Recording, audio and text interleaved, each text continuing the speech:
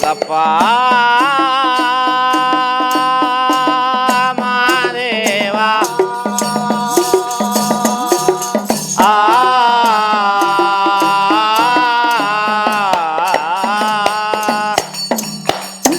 ಆತ್ಮೀಯ ಜನಪದ ಸಿರಿ ವೀಕ್ಷಕರಿಗೆ ನಿಮ್ಮ ಜರಗನಹಳ್ಳಿ ಕಾಂತರಾಜು ಮಾಡುವ ನಮಸ್ಕಾರಗಳು.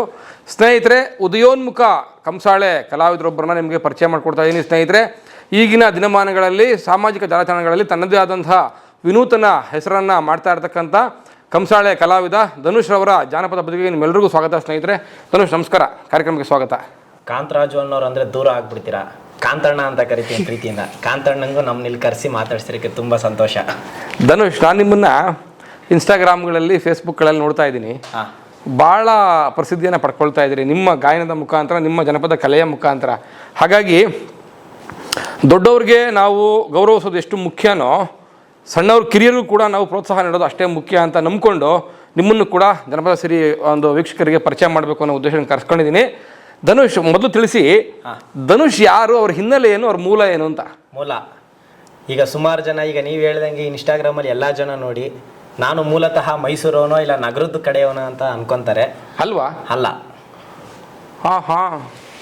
ನಾವು ನಗರದ ಕಡೆ ಮೈಸೂರು ಕಡೆಯವರಲ್ಲ. ಆದ್ರೆ ಮಾದೇಶ್ವರನ್ ಒಕ್ಲು. ಸರಿ. ಮಾದಪ್ಪ ಮನೆ ದೇವರು.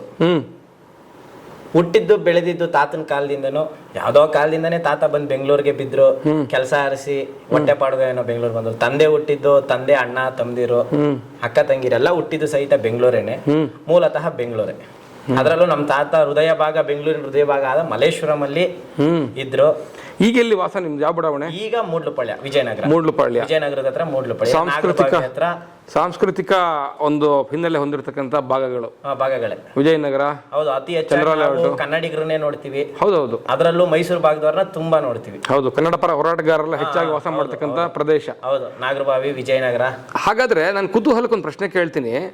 ಸಾಧಾರಣ ಹಳೆ ಮೈಸೂರು ಭಾಗದಲ್ಲಿ ಅಥವಾ ಚಾಮರಾಜನಗರ ಭಾಗದಲ್ಲಿ ಪ್ರಸಿದ್ಧವಾಗಿ ಕಂಡು ಬರ್ತಕ್ಕಂಥ ಈ ಮಾದೇಶ್ವರನ ಗೀತೆಗಳು ಅಥವಾ ಮಾದೇಶ್ವರ ಸ್ವಾಮಿಯ ಮಹಾಕಾವ್ಯಗಳನ್ನ ಹಾಡ್ತಕ್ಕಂಥ ಮಾದೇಶ್ವರನ ಗುಡ್ರು ಅಥವಾ ನೀಲ್ಗಾರರ ಪರಂಪರೆ ಆ ಕಡೆ ಜಾಸ್ತಿ ಕಾಣ್ತೀವಿ.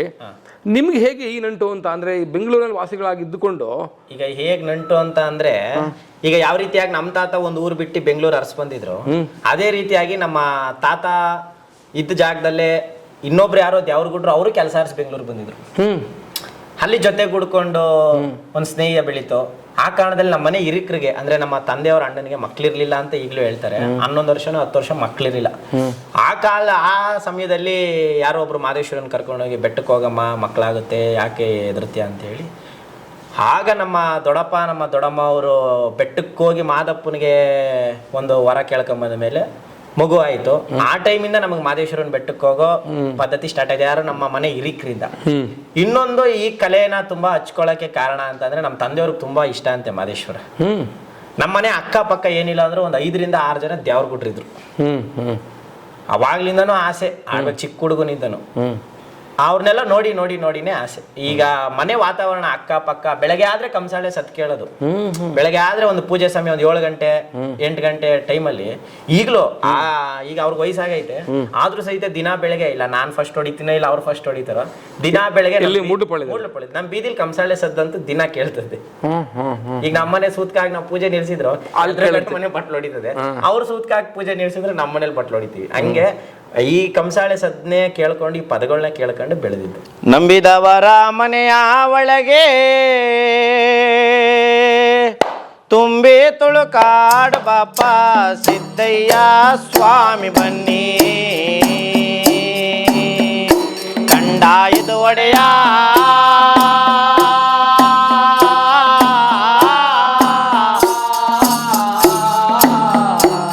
ಲಿಂಗಯ್ಯ ದಯ ಮಾಡು, ಭಾರ್ಯ ಕಂಡಾಯವಂತೆ ಬಸವನ ಪರಿಮ್ಯಾಳವಂತೆ ಸಿದ್ದಯ್ಯ ಸ್ವಾಮಿ ಬನ್ನಿ, ಆದಿಗೆ ಅಲವಾರವಂತೆ ಬೀದಿಗೆ ಬೊಬ್ಬಣ್ಣ ಪೂರ ಸಿದ್ದಯ್ಯ ಸ್ವಾಮಿ ಬನ್ನಿ, ಗುರುವಿಗೆ ಬೀದಿಗೆ ಬೊಬ್ಬಣ ಪುರವಂತೆ ಚಿಕ್ಕಲ್ಲೂರು ಗುರು ಮಾಟ ಸಿದ್ದಯ್ಯ ಸ್ವಾಮಿ ಬನ್ನಿ, ಸ್ವಾಮಿಗೆ ಚಿಕ್ಕಲ್ಲೂರು ಗುರುಮಠವಂತೆ ಕಬ್ಬಡಿ ಕೈಲಾಸವಲ್ಲ ಸಿದ್ದಯ್ಯ ಸ್ವಾಮಿ ಬನ್ನಿ. ಆದಿಗೆ ಹೊನ್ನಾಯ್ಕನಹಳ್ಳಿ ಜಾಚಿಗೆ ಮಳವಳ್ಳಿ ಪೇಟೆ ಸಿದ್ದಯ್ಯ ಸ್ವಾಮಿ ಬನ್ನಿ. ಕರೆಯ ತಂದವರೇ ಆ ಲಿಂಗಯ್ಯ ದಯ ಮಾಡೋ. ಮಡಿಕೇರಿ ತಾಲೂಕು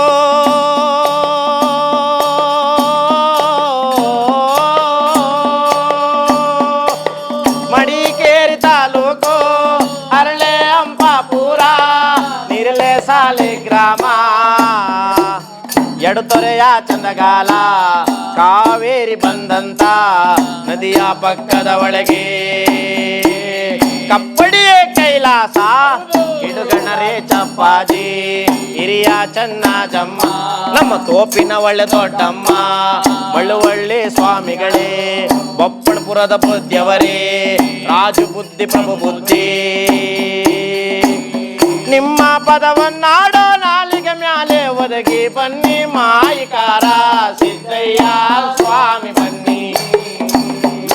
ಪಾತಾಳ ಜ್ಯೋತಿ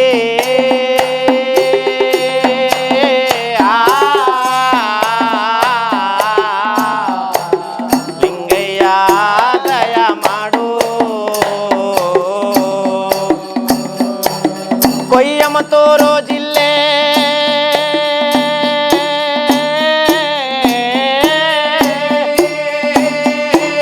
ಕೊಯ್ಮತ್ತೂರು ಜಿಲ್ಲೆ ಕೊಳ್ಳಗಾಲ ತಾಲೂಕು ಇರದಾಳ ಬಾಡುಣಸೆ ಕೊತ್ತನೂರು ತೆಳನೂರು ಬಾನೂರು ಸೂಂಡ್ರಳ್ಳಿ ಬಾನೂರು ಅಂಕಣಪುರದ ಮಧ್ಯ ಚಿಕ್ಕಯ್ಯನ ದೊಡ್ಡಿ ಚಿಕ್ಕಲೂರು ಮಹಾಕ್ಷೇತ್ರ ಹೊರಗಿರುವ ನನ್ನಪ್ಪ ಗನ ನಿಲ್ಲಿಸಿದ್ದಪ್ಪಾಜಿ ಕುರುಬನಕಟ್ಟೆ ಗನಲಿಂಗು ಮಡಿವಾಳ ಮಾಚಯ್ಯ ಪಲಾರದಯ್ಯ ಜ್ಯೋತಿ ಒಡೆದ ತೆಂಗಿನಕಾಯಿ ಮುರಿದ ಬಾಳೆಹಣ್ಣು ಹಚ್ಚುವಂತ ಗಡ್ಡೆ ಬೆಳಗುವಂತ ಆರ್ತಿ ನಿನ್ನ ಭಕ್ತರು ಮಾಡುವ ಪೂಜಾ ಫಲಗಳು ಪಾದಕ್ಕೆ ಅರುವಾಗಲಪ್ಪ ಸಿದ್ದಯ್ಯ ಸ್ವಾಮಿ ಬನ್ನಿ. ಈ ತಂಬೂರಿ ದೇವರೇ ಆ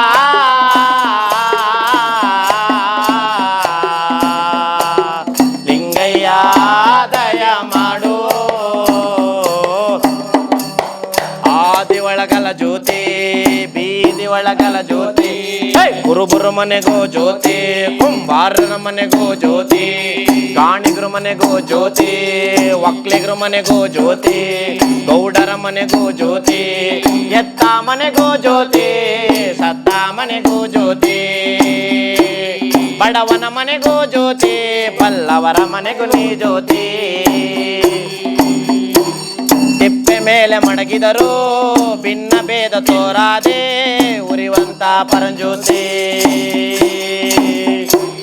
ಮೂರು ಕೂಡದ ದಿಲಿ ಒಡಗು ಏಕದೋಡಂ ಪರಂಜ್ಯೋತಿ ಸಿದ್ದಯ್ಯ ಸ್ವಾಮಿ ಬನ್ನಿ. ಪಾತಾಳ ಜ್ಯೋತಿ ಲಿಂಗಯ್ಯ ನೀವೇ ಬನ್ಯೋ.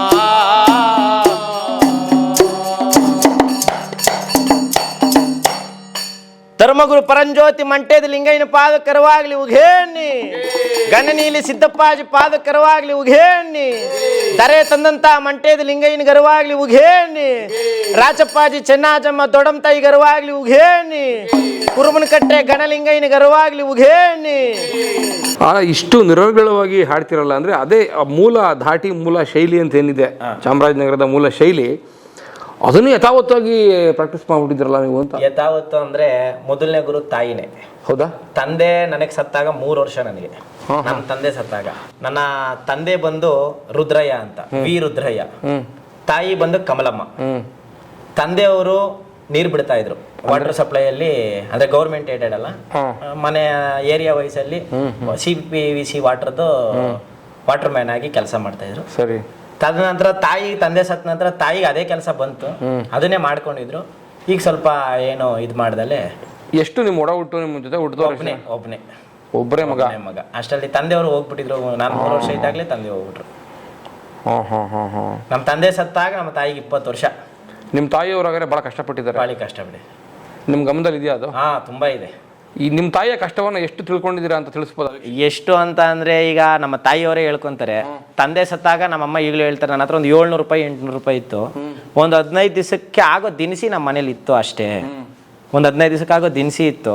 ಒಂದು 700ರಿಂದ 800 ರೂಪಾಯಿ. ಅದು ನಮ್ಮ ತಂದೆಗೆ ಕಾಣ್ದಂಗೆ ಆ ಕಾಲದಲ್ಲಿ 2004 ತಂದೆ ಸತ್ತಿದ್ದು ಜನವರಿ 2004ರಲ್ಲಿ ಒಂದು 800 ರೂಪಾಯಿ. ಅದು ನಮ್ಮ ತಂದೆಗೆ ಗೊತ್ತಿಲ್ಲದೆ ಕೂಡಿ ಇಟ್ಕೊಂಡಿದ್ದ ದುಡ್ಡಲ್ಲಿ ನಮ್ಮ ತಾಯಿ ಇನ್ನೇನು ಅರಸ್ತಲೆ ಗಂಡನಿಗೆ ಬರ್ತಕ್ಕಂಥ ಭಾಗದಲ್ಲಿ ಒಂದು ಸೀಟ್ ಮನೆ, ಒಂದು ಅಡುಗೆ ಮನೆ, ಒಂದು ಹಾಲು, ಒಂದು ಚಿಕ್ಕ ಇದರಲ್ಲಿ ಗಂಡನಿಗೆ ಬಂದಿದ್ದ ಮನೆನೇ ತಗೊಂಡು ಗಂಡ ಮಾಡ್ತಿದ್ದಿದ್ದ ಕೆಲಸನೇ ತಾಯಿಗೆ ಕೊಟ್ಬಿಟ್ರು.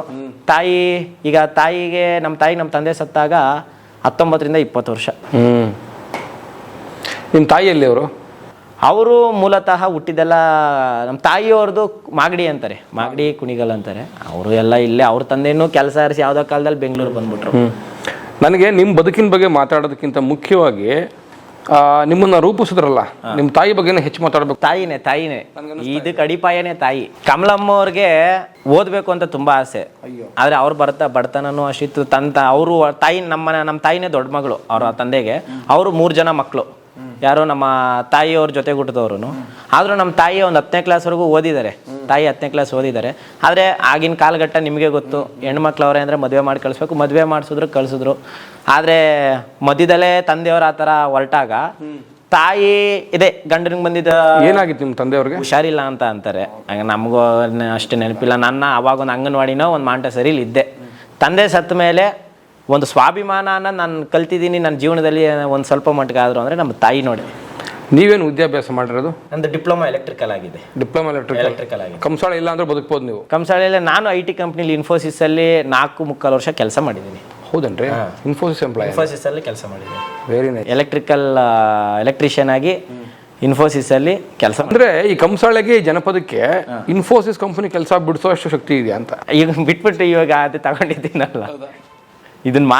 ಈಗ ಆಗಸ್ಟ್ 3ನೇ ತಾರೀಕು ಬಂದರೆ 1 ವರ್ಷ ಆಯ್ತು ಇನ್ಫೋಸಿಸ್ ಕೆಲಸ ಬಿಟ್ಟು ನಾನು. ಹೇಗೆ ಇದನ್ನೇ ಬದುಕಾಗಿಸ್ಕೋಬೇಕು? ಯಾಕಂದರೆ ಈಗ ನಾನು ನಿಮ್ಮನ್ನು ಗಮನಿಸ್ತಿರೋದು ನೋಡಿದ್ರೆ, ಈಗ ಕೆಲಸ ಬಿಟ್ಟಿದ್ದೀನಿ ಅಂತಂದ್ರಿ, ಈಗ ಜಾನಪದ ಮಹಾಕಾವ್ಯಗಳಾದ ಮಲೆ ಮಹದೇಶ್ವರ ಮಹಾಕಾವ್ಯ ಅಥವಾ ಮಂಟೇಸ್ವಾಮಿ ಮಹಾಕಾವ್ಯಗಳನ್ನೇ ಹಾಡ್ತಾ ಹೋಗೋದೇ ಬದುಕು ಅಂತ ನಿರ್ಧಾರ ಮಾಡಿದ ಗಳಿಗೆ ಯಾವುದು? ಇದು ಈ ಕನಸು ನಾನು ಈಗ ಕಟ್ಟಿದ್ದಲ್ಲ. ನನ್ನ ತಾಯಿ, ಈಗ ಹೇಳಿದೆ, ನಮ್ಮ ತಾಯಿ ವಿಷಯಕ್ಕೆ ಬರ್ತೀನಿ. 6ರಿಂದ 7 ವಯಸ್ಸು ನನಗೆ ಅನ್ಕೊಂತೀನಿ. ಈ ಸ್ಕೂಲ್ಗಳಲ್ಲಿ 1ನೇ ಕ್ಲಾಸಿಂದನೇ ಪ್ರಾರಂಭ ಆಗುತ್ತೆ ಜನಪದ ಗೀತೆ ಕಾಂಪಿಟೇಷನ್ನು, ಸುಗಮ ಗೀತೆ, ಭಾವಗೀತೆ. ನಮ್ಮ ತಾಯಿ ಎಷ್ಟೇ ಭಾವಗೀತೆ ಸುಗಮ ಗೀತೆ ಹೇಳ್ಕೊಟ್ರು ನಮಗೆ ತಲೆಗೋಯ್ತಿರಲಿಲ್ಲ. ಮಾದಪ್ಪನ ಹಾಡನ್ನ ನಾನು ಆಡ್ತಾ ಇದ್ದೆ. ತಾಯಿ ನಮ್ಗೆ ಯಾವ ರೀತಿ ಹೇಳ್ಕೊಡ್ತಾ ಇದ್ರು ಅಂದರೆ, ಅವಾಗೆಲ್ಲ ರೀಲ್ ಕ್ಯಾಸೆಟ್ ಬರ್ತಿತ್ತು ನಮ್ಮ ಮನೆಗಳಲ್ಲಿ. ಈಗಲೂ ಇದೆ. ನಮ್ಮ ತಾಯಿಯವರ ತಾಯಿ ಮನೆ, ಅಜ್ಜಿ ಮನೆಯಲ್ಲಿ ಈಗಲೂ ಕ್ಯಾಸೆಟ್ ಇಟ್ಕೊಂಡವ್ರೆ. ನಮ್ಮ ತಾಯಿ ತಮ್ಮನಿಗೆ ತುಂಬಾ ಹುಚ್ಚು ಹಾಡುಗಳು, ಜನಪದ ಗೀತೆ. ಅವಾಗ ಕೆ ಯುವರಾಜ್ ಅವ್ರದ್ದು ಸಾಂಗ್ಗಳು ಬರ್ತಿತ್ತು, ಈ ಸೋಬಾನೆ ಪದಗಳು ಮತ್ತೆ ಮಾದೇಶ್ವರನ್ ಪದಗಳು. ತುಂಬಾ ಬರೋದು ನಿಜ. ನಮ್ಮ ತಾಯಿ ಈಗಲೂ ಹೇಳ್ತಾರೆ, ನಿನ್ನ ಮಗುನಲ್ಲಿ ಮಲಗ್ತಿದ್ದೆ ಆ ಹಾಡುಗಳಾಗ್ತಾಗ, ನೀನು ತೊಟ್ಲಲ್ಲಿ ಇದ್ದಾಗಿಂದ ಹಾಕಾಗಿ ಬೆಳೆಸ್ಬಿಟ್ಟಿದೀವಿ. ನಾವು ಮಾದೇಶ್ವರನ ಜೊತೆಗೆ ವೀರಭದ್ರೇಶ್ವರನು ಒಕ್ಕಲು ಕೂಡ. ಆ ವೀರಭದ್ರೇಶ್ವರನ ಒಡಪುಗಳು ಸಹಿತ ನಮಗೆ ಕೇಳಿಸಿ ಬೆಳೆಸೋರಂತೆ. ಈ 6ನೇ ವಯಸ್ಸು 7ನೇ ವಯಸ್ಸಲ್ಲಿ ನಮ್ಮ ತಾಯಿ ಆ ಕಾಂಪಿಟೇಷನ್ಗೋಸ್ಕರ ಏನು ಮಾಡೋರು, ಈ ಕ್ಯಾಸೆಟ್ ಅವಾಗ ಬುಕ್ಕಿಲ್ಲ. ಈ ಹಾಡನ್ನ ಒಂದೊಂದೇ ಪ್ಲೇ ಮಾಡಿ ರಿವರ್ಸ್ ಮಾಡಿ ಬರೆದು ನಮ್ಮಮ್ಮ ಜನಪದ ಹೇಳ್ಕೊಡು. ನಮ್ಮಮ್ಮ ಹೇಳ್ಕೊಟ್ಟಂಗೆ ಈಗಲೂ ನಮ್ಮ ಮನೇಲಿ ನಾನು 1ನೇ ಕ್ಲಾಸಿಂದ PUC ಮಾಡಿ ಡಿಪ್ಲೊಮಾ ಮಾಡಿದ್ದು, ಸೈನ್ಸ್ ತಗೊಂಡು PUC ಮಾಡಿದೆ. 1ನೇ ಕ್ಲಾಸಿಂದ ನಾನು 12ನೇ ಕ್ಲಾಸ್ವರೆಗೂ ಎಲ್ಲ ವರ್ಷನೂ ಫಸ್ಟ್ ಪ್ರೈಸ್ ಈ ಜನಪದ. ಅದರಲ್ಲೂ ಪ್ರತ್ಯೇಕವಾಗಿ ಮಾದೇಶ್ವರನ ಹಾಡುಗಳ ಹಾಡೇ ಪ್ರೈಸ್ ಗೆದ್ಕೊಂಡಿರೋದು. ಬೇರೆ ಹಾಡ್ರೆ ಗೆಲ್ತಿದ್ನೇ ಗೊತ್ತಿಲ್ಲ, ಅದರಲ್ಲಿ ಅದೇನೋ ಮಾದೇಶ್ವರನ್ ಅಷ್ಟು ಚೆನ್ನಾಗಿ ಬರೋದು. ಈಗ ತಂದೆ ಸತ್ಕಾಲಕ್ಕೆ ತಂದೆ ಹೋದಂದ್ರು ಮಾದಪ್ಪನೇ ತಂದೆಯಾಗಿ ನಮ್ಮ ಮನೇಲಿ ನಿಂತ್ಕೊಂಡು, ಸ್ವಾಮಿ ಮಲೆಯ ಮಾದೇವ ಮಹಾನುಭಾವ ನಾನರೇ ನಿಮ್ಮ ಮಾಯವ, ನಾನರೇ ನಿಮ್ಮ ಮಾದೇವ,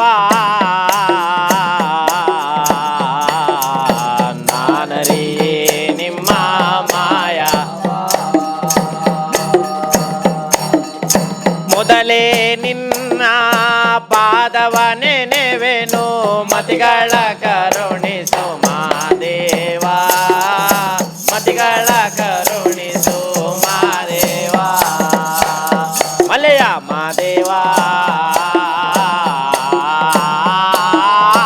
ಮತಿಗಳ ಕರುಣಿಸು ಮಾದೇವ ಮೂಡಲಗಿರಿಯಲ್ಲೇ ಮುತುಮಾಲೆ ಶಿಲೆಯಲ್ಲೇ ಒಡೆದು ಮೂಡಿರುವ ಮಾದೇವ ಒಡೆದು ಮೂಡಿರುವ ಮಾದೇವ ಮಾದೇವ ಒಡೆದು ಮೂಡಿರುವ ಮಾದೇವ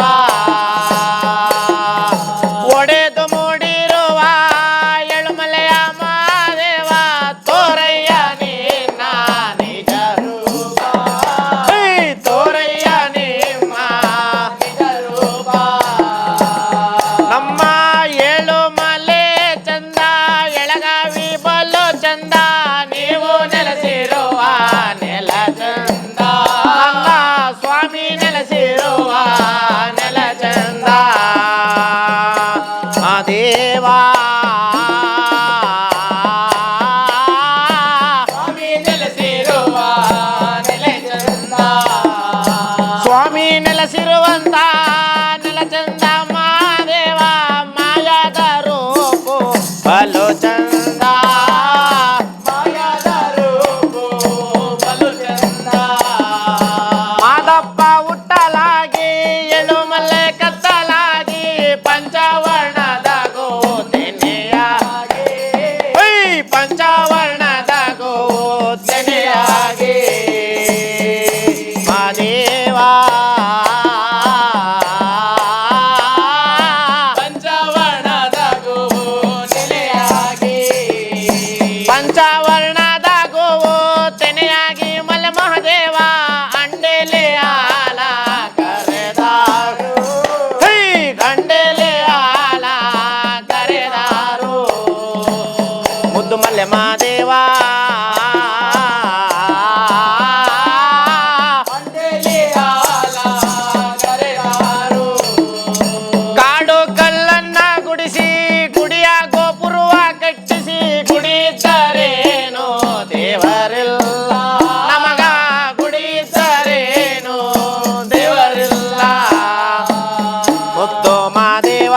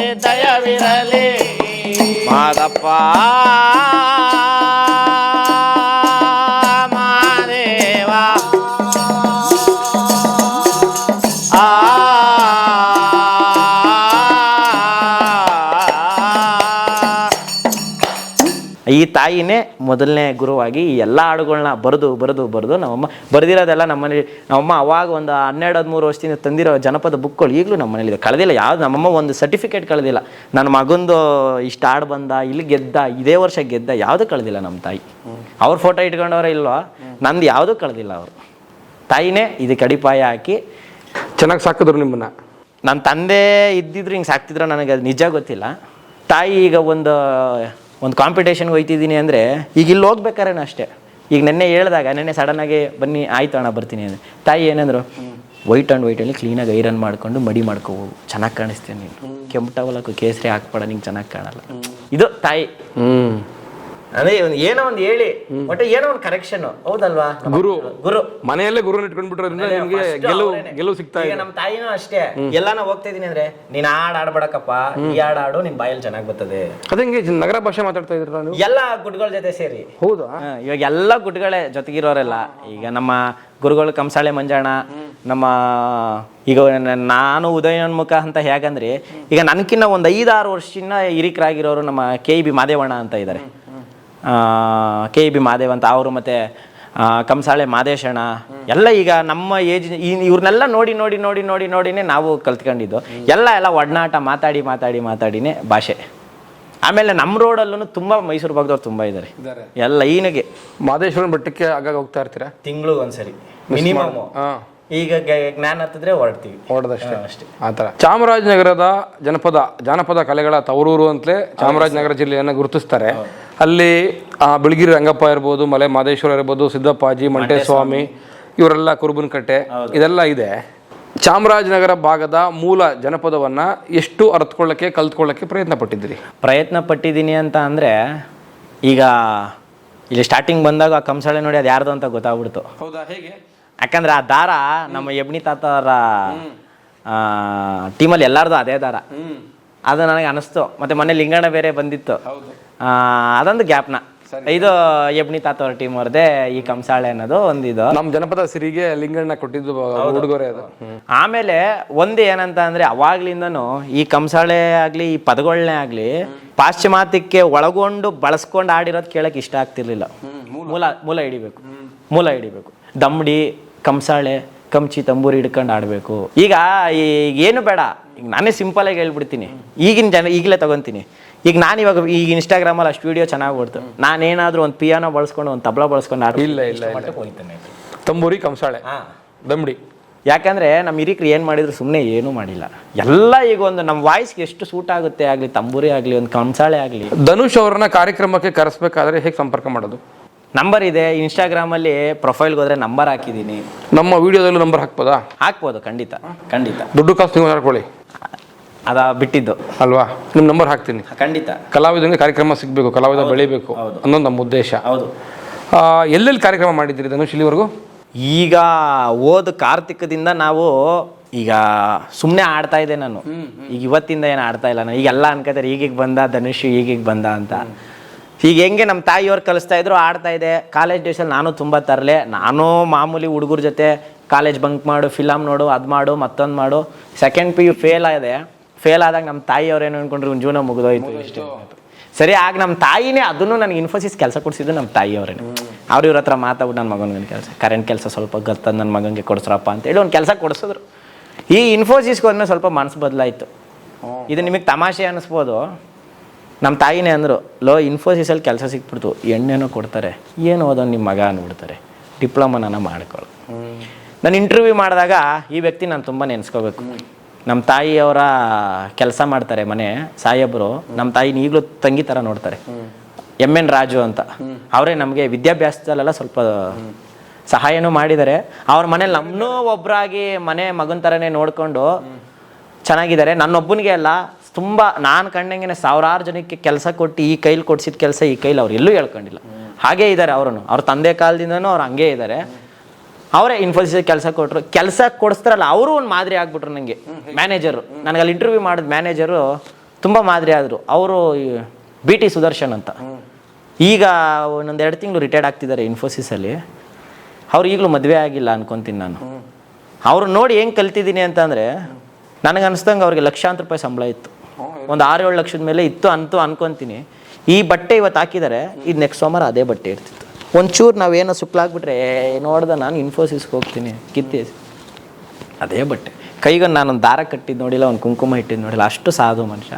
ಬಂದು ಸಂಬಳದಲ್ಲಿ ಮುಳುಗಲ್ದಲ್ಲಿ ನಾವು ಕಂಡ್ಕೊಂಡಿದ್ದು ಅನಾಥಾಶ್ರಮಕ್ಕೆ ಅವ್ರು ದುಡ್ಡು ಹೋಯ್ತಿತ್ತು ಅಂತ. ಅವರು ನನಗೆ ಇಂಟರ್ವ್ಯೂ ಮಾಡೋ ಟೈಮಲ್ಲಿ 10th ಚೆನ್ನಾಗಿ ತೆಗೆದಿದ್ಯಾ, PU ಚೆನ್ನಾಗಿ ಸ್ವಲ್ಪ ಬಂದೈತೆ, ಓದಪ್ಪ ನಾನು ಚಾನ್ಸ್ ಕೊಡ್ತೀನಿ, ನೀನು ಡ್ಯೂಟಿ ಮಾಡ್ಕೊಂಡು ಓದ್ಕೊತೀನಿ ಅಂದರೆ ನನಗೆ ಸಹಾಯ ಮಾಡ್ತೀನಿ ಅಂದರು. ಯಾವ ರೀತಿ ಸಹಾಯ ಮಾಡ್ತೀನಿ ಅಂತ ಅಂದರೆ ನಿಂಗೆ ರಜಾ ಕೊಡೋದು ಮತ್ತೊಂದೆಲ್ಲ ಕೊಡ್ತೀನಿ. ಸರಿ, ಅವ್ರು ಹೇಳಿದ್ಮೇಲೆ ಯಾಕೋದೊಂದು ತಲೆಯಲ್ಲಿ ಕೂತಿತ್ತು. ಒಂದು 6 ತಿಂಗಳು ಇನ್ಫೋಸಿಸ್ಗೆ ಸೆಟ್ ಆಗಿಬಿಟ್ಟೆ. ಅಲ್ಲಿನ ವಾತಾವರಣಕ್ಕೆ, ಅಲ್ಲಿ ಜನ. ಎಲ್ಲಿ, ಯಾವ ಕ್ಯಾಂಪಸ್ಸು? ಎಲೆಕ್ಟ್ರಾನಿಕ್ ಸಿಟಿ ಕ್ಯಾಂಪಸ್ಸಲ್ಲಿ ನಾನು ಒಂಥರ ಎಲ್ಲ ಚೆನ್ನಾಗಿ ಆಗೋಯ್ತು. ಸರಿ, ಒಂದು ದಿವಸ ಹೋದೆ ಕೊಟ್ಟೆ. ಅವರು ನನಗೆ ಹೇಳಿರೋದನ್ನ ಅವ್ರು ಮರ್ತೋಗ್ಬಿಟ್ಟಿದ್ದಾರೆ. ನಾನು ಕಾಲೇಜ್ ಫಾರ್ಮ್ ಎಲ್ಲ ತೊಗೊಂಡೋಗಿ, ಸರ್ ನಿಮ್ಮದು ಒಂದು ಸೈನ್ ಬೇಕು, ಅದೇ ಈ ಕೆಲಸ ಮಾಡ್ತಿದ್ದೀವಿ ಮ್ಯಾನೇಜರ್ ಸೀಲ್ ಸೈನ್ ಬೇಕು. ಅಲ್ಲ ಕಣಯ್ಯ, ಅವಾಗ ಬಂದೆ ಕೆಲಸ ಮಾಡ್ತೀನಿ ಅಂದರೆ ಇವಾಗ ಓದ್ತೀನಿ ಅಂತಿದ್ದೀರ ಅಂತ ತಮಾಷೆ ಮಾಡ್ಬಿಟ್ರು. ಸರಿ, ಅವರು ತುಂಬ ಸಾಥ್ ಕೊಟ್ಟರು. ಒಂದು ಎಲೆಕ್ಟ್ರಿಕಲ್ ಡಿಪ್ಲೊಮಾ ಮುಗಿಸ್ಕೊಂಡೆ 3 ವರ್ಷದಲ್ಲಿ. ಕೊರೋನಾ ಬಂತು, ಮತ್ತೊಂದು ಮಗನು. ಈ ಕಾಲೇಜ್ಗೆ ಹೋಗ್ತಾ ಹೋಗ್ತಾ ಹೋಗ್ತಾ ಮಧ್ಯದಲ್ಲಿ ಲಾಕ್ಡೌನ್ ಬಂದ್ಬಿಡ್ತು. ನನ್ನ ಮನೆ ವಿಜಯನಗರ ಮೂಡ್ಲುಪಳ್ಳಿ ಇರೋದ್ ಕಾರಣ ಕ್ಯಾಂಪಸ್ಗೂ ಅಲ್ಲಿಗೂ 45 ಕಿಲೋಮೀಟ್ರ್. ನನಗೇನು ಮಾಡಿಬಿಟ್ರು, 8 ತಿಂಗಳು ಕಂಟಿನ್ಯೂಸ್ ರಜೆ ಕೊಟ್ಬಿಟ್ರು. ನಿನ್ನ ಮನೆ ದೂರ ಕಣಪ್ಪ, ಬರೋಕೊಂಡು ನಿಂಗೆ ಸಂಬಳ ಬರ್ತದೆ, ನಿನ್ನ ಮನೇಲೇ ಇರೋ ಆರಾಮಾಗಿ ಅಂದ್ಬಿಟ್ಟು ನಾವು 4-5 ಜನ ಅದೇ ಏರಿಯಾದವ್ರು ಇದ್ವಿ. ಆದರೂ ಒಂದೇ ಟೀಮರ್ ನಾವು ಅಲ್ಲೇ, ನೀವು ಅಲ್ಲೇ ಇದ್ಬಿಡ್ರಯ್ಯ, ನಿಮ್ಗೆ ಸಂಬಳ ಬರ್ತದೆ ಮನೇಲಿ ಇರಿ, ಬರೀ ಬೆಂಗಳೂರು ಬಿಟ್ಟು ಹೋಗ್ಬೇಡಿ ಅಂತ ಬಿಟ್ಬಿಟ್ರು. ಆಗ ಸ್ವಲ್ಪ ರಂಗಭೂಮಿ ಕಡೆ ನಾನು ಸ್ವಲ್ಪ ಇಂಟ್ರೆಸ್ಟ್ ಆಯಿತು. ನಟನೆ ಮಾಡಬೇಕು ಅಂತ. ಒಂದು 2 ದಿವಸ ಹೋದೆ. ಎಲ್ಲಿಗೆ? ನಮ್ಮ ಹರಿಹರ ಗುಡ್ಡ ಪಾರ್ಕ್ ಇದೆ, ಗವಿ ಟೆಂಪಲ್ ಪಾರ್ಕ್. ಆ ಪಾರ್ಕಲ್ಲಿ ಒಬ್ಬರು ಮೇಡಮ್ಮು ಫ್ರೀಯಾಗಿ ಹೇಳ್ಕೊಡ್ತಾರೆ. ಅಂದರೆ ಅವ್ರು ಕೇಳೋ ಶಿಸ್ತು ಒಂದೇ. ಏನು ಹೆಸರು? ದಾಕ್ಷಾಯಿಣಿ ಅಂತ. ಅವ್ರು ನಾನು ನೆನಪಿಲ್ಲ ಅನ್ಕೋತೀನಿ, ಯಾಕಂದ್ರೆ ನಾನು 2 ದಿವಸ ಹೋಗಿದ್ದು. 2 ದಿವಸ 3 ದಿವಸ ಹೋದಾನೆ ನಾನು ಬಿಟ್ಬಿಟ್ಟೆ ನಾಟಕಕ್ಕೆ. ನಮ್ಮ ಕಂಸಾಳೆ ಮಂಜಣ್ಣನ ಮಗ ಕಂಟಿನ್ಯೂಸ್ ಹೋದ ಅದಕ್ಕೆ. ಇದಕ್ಕೂ ಮಂಜಣ್ಣನ ಹಿಂಗೆ ಕಾರಣ ಆದ್ರು ನೋಡಿ. ಅಲ್ಲಿ ಹೋಯ್ತಾ ಇದೆ, ನಮ್ಮ ತಾಯಿಯವರು, ಲವ್ ಅವಲಿಂದ ಹಾಡು ಚೆನ್ನಾಗಿ ಹೇಳ್ತಾ ಇದೆಯಾ, ಹಾಡಲ್ಲೇ ಏನಾನ ಮಾಡ್ಕೊಳ, ಇದು ಬೇಡ ಕಣ ಅಂದರೆ ತಾಯಿಗಲ್ಲಿ ಹೊಟ್ಟೆನೋ ಏನು ಅವ್ರಿಗೆ ಚುಚ್ಚಿತು ಅಂದರೆ ಬೆಳಗ್ಗೆ ಡ್ಯೂಟಿಗೆ ಹೋಗ್ಬೇಕು, ಡ್ಯೂಟಿನ ಮುಗಿಸ್ಕೊಂಡು ನಾನು ಮನೆಗೆ ಬರೋದು 11 ಗಂಟೆ ಆಗೋದು. ಇದರಿಂದ 2 ದಿವಸಕ್ಕೆ ನಮ್ಮ ತಾಯಿ ನೋಡೋಕ್ಕಾಗಲಿಲ್ಲ ಕಣ್ಣಲ್ಲಿ, ಬೇಡ ಕಣೋ ಆಡಲ್ಲೇ ಏನೋ ಮಾಡು. ಆಗ ಈ ಫೇಸ್ಬುಕ್ಕಲ್ಲೆಲ್ಲ ನೋಡಿದಾಗ ನನಗೆ ಮಂಜಣ್ಣ ಪರಿಚಯ ಆದರು, ಪಿ ಮಂಜಣ್ಣ. ಅವರು ಎಬ್ಣಿ ತಾತವರ ಟೀಮಲ್ಲೇ ವರ್ಷೆ ಪ್ರಾಕ್ಟೀಸ್ ಮಾಡಿ ಅವರು ನನ್ನ ಗೆಳೆಯ ಮಾದೇಶ್ವರನ ಕತೆ, ಅವರು ದೇವ್ರಗುಡ್ರ ಪರಂಪರೆ. ಹಂಗೆ ಮಂಜಣ್ಣ ಪರಿಚಯ ಆಗಿ ಮಂಜಣ್ಣ ಜೊತೆಗಿದ್ದ ಶಿವಣ್ಣ ಅವರಿಂದ ನಾನು ಕಂಸಾಳೆ ದಮಡಿ ಎಲ್ಲ ಕಲ್ತಿ ದಾರಿ ನೋಡ್ಕೊಂಡೆ. ಹಾಗೆ ನಮ್ಮ KEB ಮಾದೇವಣ್ಣ ಅಂತ, ಅವರಿಂದನೂ ತುಂಬ ಕಂಸಾಳೆಗಳಲ್ಲಿ ಈ ಕಲೆಗೆ ಸಂಬಂಧಪಟ್ಟು ತುಂಬ ಅವರಿಂದನೂ ಕಲ್ತ್ವಿ. ಹಾಗೆ ಹೇಳ್ದಂಗೆ ಮರ್ಮಾದಣ್ಣ ಅಂತ, ಅವರು ಹಿರಿ ಕಲಾವಿದರು. ನಮ್ಮ ಬೆಂಗಳೂರು ಪ್ರಾಂತ್ಯದಲ್ಲಿ ಕಂಡಂಗೆ ಅವರು ಮಳವಳ್ಳಿಯವರು, ಬೋಸೇಗೌಡನ ದೊಡ್ಡಿ ಅಂತ ಮಳವಳ್ಳಿ ಪಕ್ಕ, ಆ ಊರಿನವರು ಮರ್ಮಾದಣ್ಣ ಅಂತ. ಅವರಿಂದ ಆಗಲಿ ಅವ್ರ ಮಗ ಆದ ಕಂಸಾಳೆ ಶಿವಣ್ಣ, ಮತ್ತು ಈಗ ನಮ್ಮ ಕಂಸಾಳೆಗೆ ಒಂದು ಮೆರುಕು ತಂದಂಥವ್ರು ನಮ್ಮ ಮಳವಳ್ಳಿ ಮಾದೇವ ಸ್ವಾಮಿಯವರಾಗಿರ್ಬೋದು, ಗುರುರಾಜಣ್ಣವರಾಗಿರ್ಬೋದು. ಅವರಿಂದ ಎಲ್ಲ ಈ ಕ್ಯಾಸೆಟ್ಗಳು ನಮ್ಮ ಈ ಕಾಲಘಟ್ಟಕ್ಕೆ ಏನು ನಮಗೆ ತುಂಬ ಹೆಲ್ಪ್ ಆಯಿತು ಅಂದರೆ ಈ ಯೂಟ್ಯೂಬ್ಗಳು. ಈ ಮುಖಾಂತರ ನಾನು ಹೇಳ್ತೀನಿ ಅಂದರೆ ಪಾಸಿಟಿವ್ ಆಗಿ ತಗೊಂಡು ನಾವು ಚೆನ್ನಾಗೇ ಇದ್ದೀವಿ ಅಲ್ವಾ. ಸಾಮಾಜಿಕ ಜಾಲತಾಣಗಳು ಬದುಕಲ್ಲಿ ಒಳಿತನ್ನು ಕೂಡ ಇವಾಗ ತೋರಿಸಿದ್ಯಲ್ಲ. ಈಗೇನು ಬೇಡ, ಈಗ ಇನ್ಲಕ್ಕೆ ತಗೊಂಡೋಗ್ತೀನಿ ಅಂತ ಅಂದರೆ ಅಣ್ಣ ನಾನು ನಮ್ಮ ಗುರುಗಳ ಜೊತೆ ತಂಬೂರಿ ತಗೊಂಡು ಹೊಡೆಸ್ಕೊಂಡು ನಾನು ಹೋಗಿ ಕಲೆ ಕಲಿತೆ ಅಣ್ಣ. ಯಾಕಂದ್ರೆ ಅವಾಗ ಇರಲಿಲ್ಲ, ಅವಾಗ ಒಂದು ಮನೇಲಿ ಒಂದು ರೇಡಿಯೋ ಇದ್ಬಿಡ್ತು ಅಂದರೆ ಏನೋ ಒಂದು ದೊಡ್ಡದು ಅಂತಾರೆ. ಹಾಗೆ ನಮಗೆ ಯೂಟ್ಯೂಬು, ಈ ಕ್ಯಾಸೆಟು ಮತ್ತು ಈ ಜಾಲತಾಣಗಳು ನಮ್ಗೆ ತುಂಬ ಯೂಸ್ಫುಲ್ ಆಯಿತು. ಇನ್ನೇನಿಲ್ಲ, ಹೋಯ್ತಾ ಬತ್ತೆ ಇವನ್ನೇ ಕೇಳಿವೋ ನಾವು. ಕಳೆದ ಒಂದು 3-4 ತಿಂಗಳು ಮುಂಚೆ ಇನ್ಸ್ಟಾಗ್ರಾಮಲ್ಲಿ ಒಂದು ವಿಡಿಯೋ ನೋಡಿದ್ದೆ, ಚಾಮರಾಜನಗರದಿಂದ ಟ್ರಾವೆಲ್ ಬರ್ತಾ. ಆಮೇಲೆ ಏನಾಯಿತು, ಬರ್ತಾ ಅದೇ ಸಜೆಷನ್ಸ್ ಅಂತ ಬರುತ್ತೆ. ಆರ್ಟಿಫಿಷಿಯಲ್ ಇಂಟೆಲಿಜೆನ್ಸ್ ಅಲ್ವ ಈಗೆಲ್ಲ, ಕೃತಕ ಬುದ್ಧಿಮತ್ತತೆಯಿಂದ ನಡೀತಕ್ಕಂಥ ಟೆಕ್ನಾಲಜೀಸು. ಅದು ಸಜೆಷನ್ ಏನೋ ಗೊತ್ತಿಲ್ಲ, ನಿನ್ನ ವಿಡಿಯೋಗಳು ಹೆಚ್ಚಾಗಿ ನನಗೆ ಕಾಣೋಕ್ಕೆ ಶುರುವಾಯಿತು ಫೋನಲ್ಲಿ. ನೋಡಿ ನಿನ್ನೆ ಜಯಂತ ಸಿಕ್ಕಿದಾಗ ನಿಮ್ಮನ್ನು ಕರೆಸಲೇಬೇಕು ಅಂತ ಅಂದ್ಬಿಟ್ಟು ಕರೆಸ್ಕೊಂಡೆ. ಎಲ್ಲ ಕ್ರೆಡಿಟು ಸಾಮಾಜಿಕ ಜಾಲತಾಣಕ್ಕೆ, ಯೂಟ್ಯೂಬ್ಗೆ, ಇನ್ಸ್ಟಾಗ್ರಾಮ್ಗೆ ಹೋಗಬೇಕು ಅಂತ. ಸ್ನೇಹಿತರೆ, ಕರ್ನಾಟಕ ರಾಜ್ಯದಲ್ಲಿ ಇತ್ತೀಚೆಗೆ ಅತ್ಯಂತ ಪ್ರವರ್ಧಮಾನಕ್ಕೆ ಬರ್ತಾ ಇರತಕ್ಕಂಥ ಕಂಸಾಳೆ ಕಲಾವಿದ ಧನುಷ್ ಅವರಿಗೆ ನಿಮ್ಮೆಲ್ಲರ ಆಶೀರ್ವಾದ, ಸಹಕಾರ, ಪ್ರೋತ್ಸಾಹವನ್ನು ನೀಡಿ ನಿಮ್ಮ ಯಾವುದೇ ತರಹದ ಕಾರ್ಯಕ್ರಮಗಳಿಗೆ ಧನುಷ್ ಅವರನ್ನು ಸಂಪರ್ಕ ಮಾಡಿ ಅವರ ಕಾರ್ಯಕ್ರಮವನ್ನು ಕೊಡಿ, ಜನಪದವನ್ನು ಉಳಿಸಿ, ಜನಪದ ಕಲಾವಿದರನ್ನು ಬೆಳೆಸಿ. ಧನುಷ್, ಧನ್ಯವಾದಗಳು ಬಂದಿದ್ದಕ್ಕೆ. ಧನ್ಯವಾದಗಳು. ಜರಗ್ನಹಳ್ಳಿ ಕಾಂತರಾಜ್ ಅವರ ಸಾರಥ್ಯದಲ್ಲಿ ನಡೀತಾ ಇರ್ತಕ್ಕಂಥ ಜನಪದ ಸಿರಿ ಯೂಟ್ಯೂಬ್ ಚಾನಲ್ನ ದಯವಿಟ್ಟು ಎಲ್ಲ ಕಲಾಭಿಮಾನಿಗಳು ಸಬ್ಸ್ಕ್ರೈಬ್ ಮಾಡಿ, ಶೇರ್ ಮಾಡಿ ಬೆಳೆಸಬೇಕು ಅಂತ ಕೇಳ್ಕೊತೀವಿ.